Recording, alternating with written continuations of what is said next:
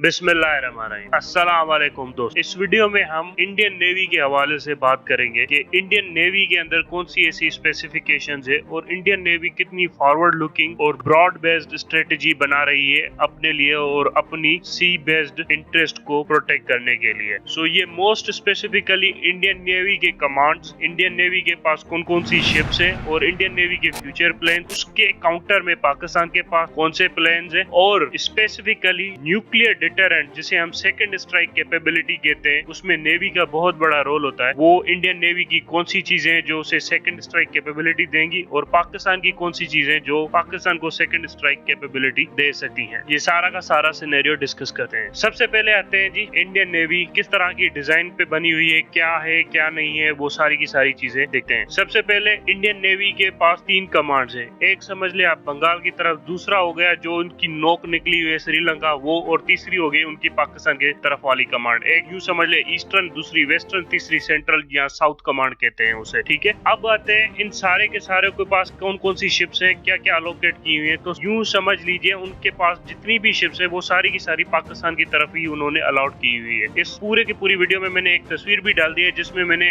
Area of importance जो Indian navy समझती है कि वो सारा का सारा एरिया इंडिया के पास होना चाहिए, वो सारा का सारा मैंने दिखा दिया है। इंडियन नेवी चाहती है कि अफ्रीका की नोक से लेकर राइट टू दी ऑस्ट्रेलिया, यहाँ तक जितना भी एरिया है समंदर के अंदर, वो सारे के सारे ऊपर इंडियन नेवी को कोई भी चैलेंज ना कर सके। इस पूरे रीजन में इंडियन नेवी सबसे ऊपर हो और कोई इंडियन नेवी को चैलेंज ना कर सके। इसके लिए इंडियन नेवी को क्या चाहिए? इसके लिए इंडियन नेवी को चाहिए कम से कम 36 सबमरीन, जिसमें से 3 भली डीजल हो, 6 के करीब SLBM हो, जो मतलब समझ ले बैलिस्टिक मिसाइल्स भी लॉन्च कर सके, जिसे हम S2 सबमरीन्स कहते हैं, और वो बना भी रहे हैं इंडियन। उसके बाद उन्हें चाहिए कम से कम 3 एयरक्राफ्ट कैरियर चाहिए, 30 के करीब डिस्ट्रॉयर, 30 के करीब फ्रिगेट्स और 60 के करीब कॉर्वेट्स, दूसरे एंटी माइन व्हीकल्स, और 20 के करीब LRBM जेट्स जो आप सबमरीन्स वगैरह को डिटेक्ट करते हैं, anti warfare electronic warfare instruments, 20-22 के करीब हेलीकॉप्टर और तकरीबन 150 के करीब जेट्स चाहिए इंडियन नेवी को इस सारे के सारे प्लेन को एग्जीक्यूटेबल बनाने के लिए और इस पूरे के पूरे रीजन के ऊपर अपनी डोमिनेंसी असर्ट करने के लिए। इंडियन नेवी के प्लेन्स के मुताबिक या यूं समझ ले उनकी प्लानिंग और फ्यूचर प्लानिंग के हवाले से उनके पास ये सारे के सारे हथियार 2027 तक आ जाएंगे। मैं नहीं समझता 2027 तक उनके पास आ जाएंगे, क्योंकि उनके पास अभी एयरक्राफ्ट कैरियर मिसिंग है। इस वक्त तक उनके पास फ्रिगेट्स भी उतने नहीं है, डिस्ट्रॉयर्स भी उतने नहीं है, ना ही इतने ऑर्डर्स उन्होंने प्लेस किए हुए हैं कि उनके पास 2027 तक आ जाए। एक पूरा का पूरा एक एयरक्राफ्ट कैरियर मिसिंग है, उसके लिए बजट भी नहीं है, दूसरे जेट्स भी नहीं है। सो बहुत सारी चीजें इंडियन नेवी के पास रहती है, लेकिन ये कहना कि इंडियन नेवी के पास कुछ भी नहीं है, इस वक्त इंडियन नेवी के पास बहुत बड़ी तादाद है। इस वक्त तक 10 से ज्यादा इंडियन नेवी के पास डिस्ट्रॉयर्स हैं, एक SLBM सबमरीन है बैलिस्टिक मिसाइल लॉन्च करने वाली, दूसरी उन्होंने किराए पर ली हुई है रशिया से, तीसरी वो बनाने की प्लानिंग कर रहे हैं, और 10 के करीब arm diesel fuel operated submarines उनके पास अवेलेबल है। 20-30 के करीब उनके पास फ्रिगेट्स हैं और 20-25 के करीब उनके पास कॉर्वेट्स हैं। बहरहाल जो उनकी एक्सपेक्टेशन है उससे वो बहुत ज्यादा नीचे है। सो इस वक्त अगर इंडियन नेवी ये क्लेम करे कि उसके ऊपर इंडियन ओशन के अंदर कोई भी उसके ऊपर नजर नहीं रख सकता, ये टू अ सर्टेन पॉइंट सही भी है, टू अ सर्टेन पॉइंट गलत भी है। फ्रांस की नेवी से ज्यादा ताकतवर है, चाइना की नेवी ज्यादा ताकतवर है, आप बर्तानिया की नेवी लाए वो भी ज्यादा ताकतवर है, आप रूस की नेवी लाए वो भी ज्यादा ताकतवर है, आप अमेरिका की नेवी लाए वो तो वैसे ही सबसे ज्यादा ताकतवर है यहाँ पर। और अगर कोई रीजनल ब्लॉक मिलाकर यहाँ पर अलायंस बनाकर नेवी खड़ी करनी चाहे तो वो भी ज्यादा ताकतवर है इंडियन नेवी से। सो इंडियन नेवी को वो जो अपने सारे के सारे 2027 के प्लान है वो उनके कंप्लीट हो गए 2035 या 40 के करीब। अब 2035 या 40 के करीब कोई और मुल्क हो, उसकी भी अपनी ताकत हो सकती है, उनके भी अपने प्लेन हो सकते हैं। अब आते हैं कि इंडियन नेवी की थोड़ी न्यूक्लियर डॉक्ट्राइन जो नेवी से रिलेटेड है। इंडियन न्यूक्लियर डॉक्ट्राइन के अंदर एक बड़ी खामी हुआ करती थी, वो ये हुआ करती थी कि वो पाकिस्तान के हिसाब से तो 300 किलोमीटर की भी मिसाइल उनके लिए काफी थी, लेकिन चाइना के हिसाब से उनके पास कुछ ज्यादा लॉन्ग रेंज मिसाइल नहीं होती थी। अब कल या परसों उन्होंने अग्नि 5 का तजुर्बा किया, लेकिन उसे ऑपरेशनलाइज होने में, उसे ठीक ठाक होने में, वार में आने के लिए उसमें अभी तकरीबन 5 साल और लगेंगे इंडियन आर्मी को। सो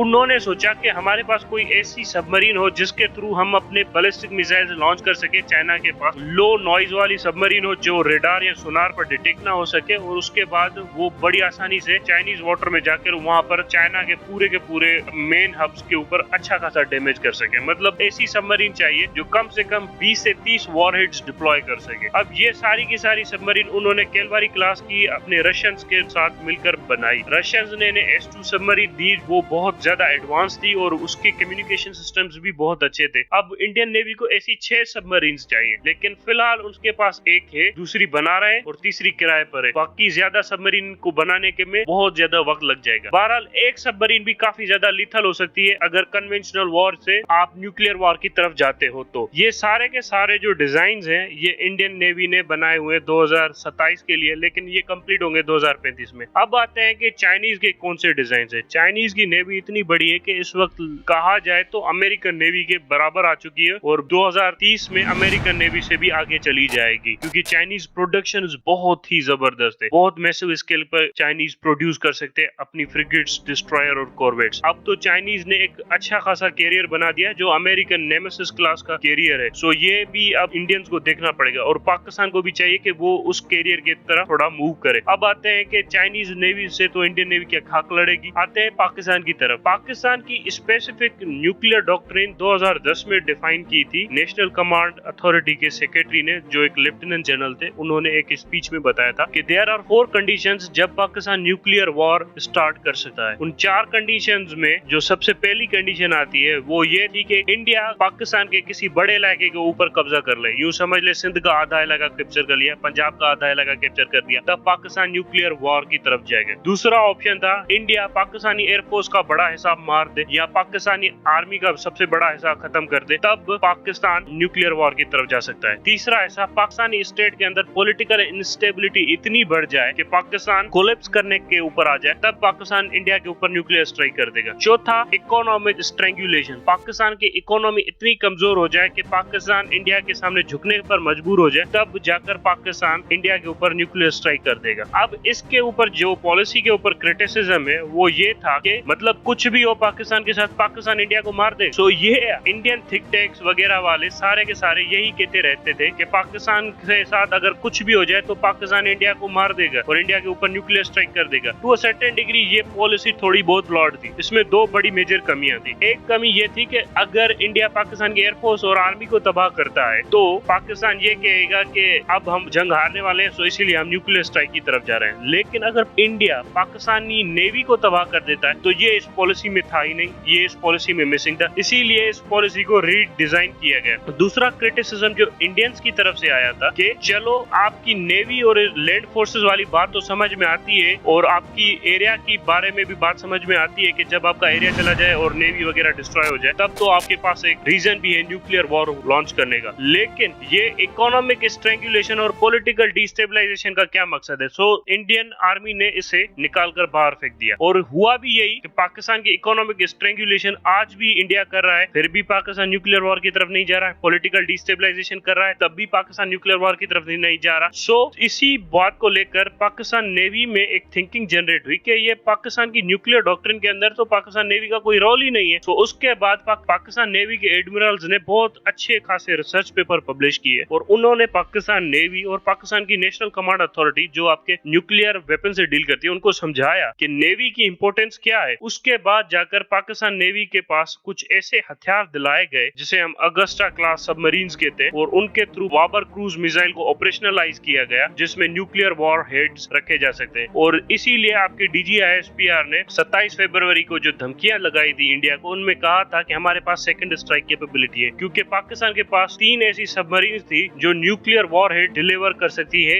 इंडियन के ऊपर और ये काफी एडवांस सबमरीन्स थी। अब और भी बहुत ज्यादा सबमरीन्स आ रही है जिससे हमारी सेकंड स्ट्राइक कैपेबिलिटी बढ़ जाती है। वरना पहले पाकिस्तान की जो न्यूक्लियर फोर्स थी वो सिर्फ 3 चीजों पर लिमिटेड थी। एक टेक्टिकल न्यूक्लियर फोर्स जो आर्टिलरी वेपन्स के ऊपर थी, दूसरे थे स्मॉल क्रूज मिसाइल्स जिसे नसर कहते थे, तीसरे थे लॉन्ग स्ट्रेटेजिक वेपन्स जिसे आपके मिसाइल फोर्स कैरी कर रही थी और तीसरी थी आपकी पाकिस्तान एयरफोर्स जो न्यूक्लियर स्ट्राइक कैपेबिलिटी कैरी कर रही थी। लेकिन अब जो न्यूक्लियर स्ट्राइक कैपेबिलिटी है वो आपकी नेवी के पास भी आ गई है। लेकिन ये कैपेबिलिटी मेंटेन करना बहुत ही मुश्किल है क्योंकि एक तो कम्युनिकेशन चाहिए और दूसरा क्रू पे भरोसा चाहिए और तीसरा टेक्निकल रिक्वायरमेंट चाहिए। तो बहुत ही सोफिस्टिकेटेड वे में पाकिस्तान ने ये टेक्नोलॉजी अकॉम्प्लिश कर दी है। अब आते हैं कि इंडियन नेवी क्या पाकिस्तान नेवी से कंपैरिजन और क्या पाकिस्तान नेवी मुंह तोड़ जवाब दे सकती है या नहीं। अगर बात की जाए डीप सी में लड़ने की या अरेबियन सी के अंदर जाकर लड़ने की तो पाकिस्तान नेवी वहां पर नहीं लड़ सकती। बात की जाए इंडिया के ऊपर ऑफेंसिव स्ट्राइक करने की, पाकिस्तान नेवी नहीं लड़ सकती। लेकिन अगर बात की जाए पाकिस्तान अपने हार्बर्स को प्रोटेक्ट करने में तो बड़े आसानी से पाकिस्तान अपने हार्बर्स को प्रोटेक्ट कर सकता है। और दूसरी दूसरी बात की जाए गल्फ ऑफ पर्शियन से इंडियन नेवी को ब्लॉकेड करने की, ये भी पाकिस्तान नेवी बड़ी आसानी से कर सकती है। सो इन शॉर्ट पाकिस्तान नेवी के पास इस वक्त बहुत ज्यादा कैपेबिलिटीज आ चुकी हैं। और दूसरी चीज, जो पाकिस्तान नेवी में पाकिस्तानी एयरफोर्स की इंडक्शन होने जा रही है, मतलब पाकिस्तान एयरफोर्स के कुछ नए जेट्स पाकिस्तान नेवी को टोटली अलॉट किए जा रहे हैं, मेरे ख्याल में 2 स्क्वाड्रन के करीब, जिससे पाकिस्तान नेवी की स्ट्रेंथ बढ़ेगी और Pakistan navy gulf Persian gulf strait of Hormuz इसको बड़ी आसानी से ब्लॉकेड कर देगी इंडियन नेवी के लिए। बहरहाल ये थी कुछ नेवी से रिलेटेड स्ट्रेटेजिक टॉक। उम्मीद करता हूँ आपको समझ में आई होगी। Thank you very much.